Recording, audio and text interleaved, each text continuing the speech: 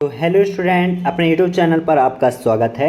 आज की इस वीडियो पर लेकर के आ चुके हैं प्यारे बच्चों, ये है त्रैमासिक परीक्षा 2024-25 का कक्षा 11वीं का राजनीतिक शास्त्र का। यदि आपको पूरे 80 के 80 नंबर चाहिए तो ये सेकंड पार्ट है, इसको पूरा अच्छे से देख लेना। फर्स्ट पार्ट का पहले ही वीडियो अपलोड हो चुका है, जा करके देखिए। अलग से त्रैमासिक पेपर का प्लेलिस्ट बना हुआ है। ठीक, पूरे ऑब्जेक्टिव क्वेश्चन पूरे सॉल्यूशन के साथ हमने वहाँ प्रोवाइड कर दिए हैं। जाइए अच्छे से तैयार कीजिए।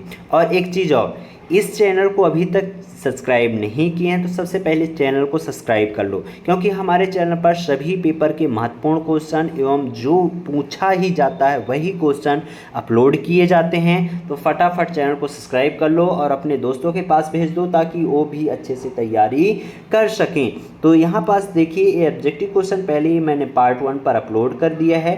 जो बच्चे नहीं देखे हैं जा करके देख लेना। ठीक, फिर अगला क्वेश्चन यहाँ पास आप देख सकते हैं, संविधान सभा के दो कोई सदस्यों के नाम लिखिए। यह कि अथवा में है कृष्ण मिशन कब भारत आया था। तो ये दोनों क्वेश्चन बहुत महत्वपूर्ण हैं, 2 नंबर के क्वेश्चन हैं, अति महत्वपूर्ण हैं। जैसे संविधान सभा के 2 सदस्य हो गए पंडित जवाहरलाल नेहरू और डॉक्टर भीमराव अंबेडकर। ये संविधान सभा के मुख्य सदस्य के रूप में जाने जाते हैं। फिर अगला क्वेश्चन है, सार्वजनिक वैक्स मताधिकार क्या है, और इसके अथवा में है चुनाव लड़ने के लिए क्या क्या योग्यता होनी चाहिए।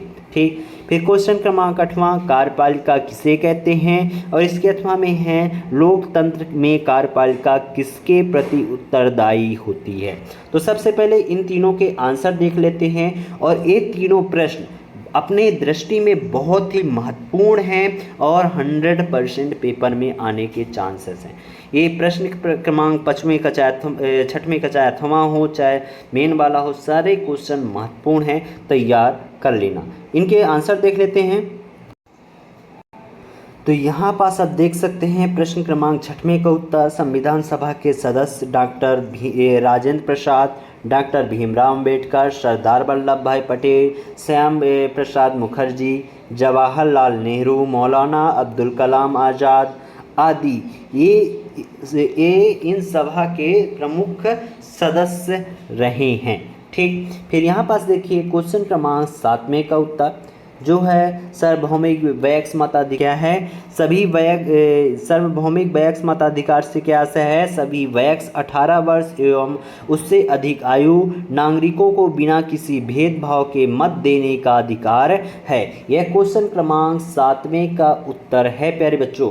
ठीक, फिर अगला क्वेश्चन यहाँ पास देखो, अगला क्वेश्चन 8वां नंबर है। क्वेश्चन क्रमांक 8वां यहाँ पास आप देख सकते हैं, कार्यपालिका का क्या अर्थ है। तो कार्यपालिका का अर्थ व्यक्ति के उस समूह से है जो कायदे कानूनों को संगठन में रोजाना लागू करते हैं। सरकार के मामलों में भी एक संस्था नीतिगत निर्माण लेते हैं और नियमों और कायदों के बारे में तय करती है, दूसरी उसे लागू करने में जिम्मेदारी निभाती है। ये सारी चीज़ें कार्यपालिका का अर्थ है, इसको आप अच्छे से याद कर लेना। ठीक, फिर अगला क्वेश्चन क्या है।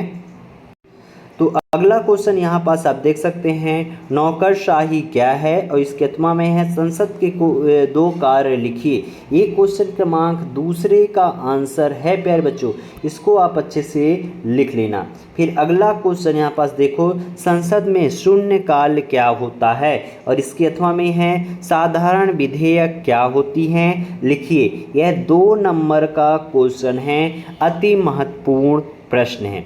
फिर अगला, फ्रांस की क्रांति क्या है, और इसके अथवा में है लोकतांत्रिक सरकार में स्वतंत्रता की रक्षा आवश्यक है, समझाइए। तो इसका आंसर मैं यहाँ पास दिखा रहा हूँ, नोट डाउन कर लीजिए।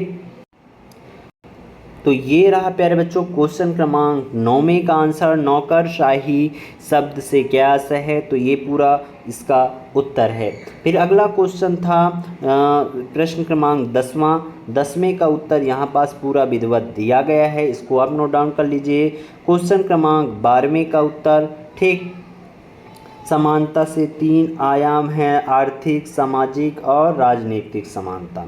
क्वेश्चन क्रमांक 13वें का 8वां का आंसर यहाँ पास दिया गया है, इसको आप अच्छे से नोट डाउन कर लीजिएगा। ठीक, फिर अगला क्वेश्चन देखते हैं।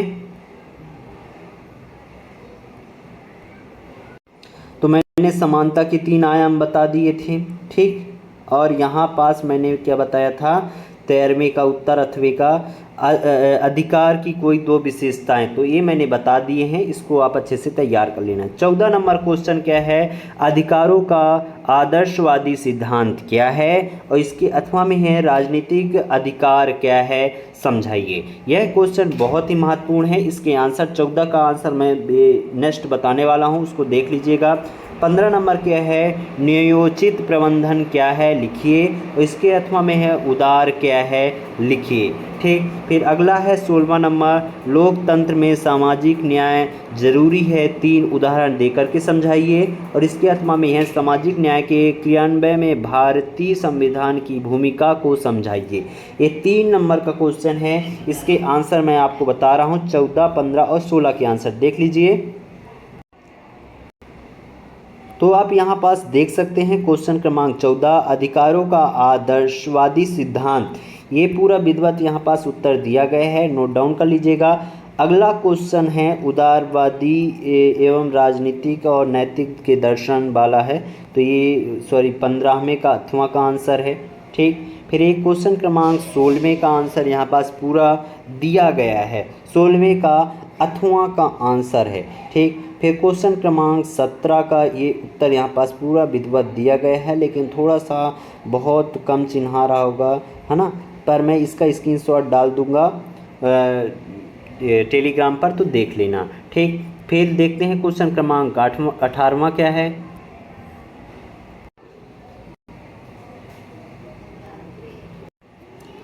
तो यहाँ पास आप क्वेश्चन क्रमांक 17 तक हमने पूरे बता दिए हैं, 17 का आंसर आप पूरा देख लीजिए। क्वेश्चन क्रमांक 18 से लेकर के आपको 23 तक के सारे आंसर आपको टेलीग्राम पर मिल जाएगा। हमारा टेलीग्राम ज्वाइन कर सकते हैं, सर्च करिएगा JCD क्लासेस आप सर्च करिएगा, JCD क्लासेस, ठीक। वहाँ पर हमारा चैनल आ जाएगा टेलीग्राम का, तो आप ज्वाइन कर लीजिएगा, वहाँ सारे के सारे आंसर डाल दूंगा। 18 क्वेश्चन क्रमांक 18 से 23 तक के जो क्वेश्चन बच गए हैं वो सारे टेलीग्राम पर डाल दूंगा, देख लेना और तैयार कर लेना। नीचे डिस्क्रिप्शन पर भी लिंक दे दूंगा टेलीग्राम का, वहाँ से जा कर के आप ज्वाइन कर सकते हैं। तो प्यारे बच्चों,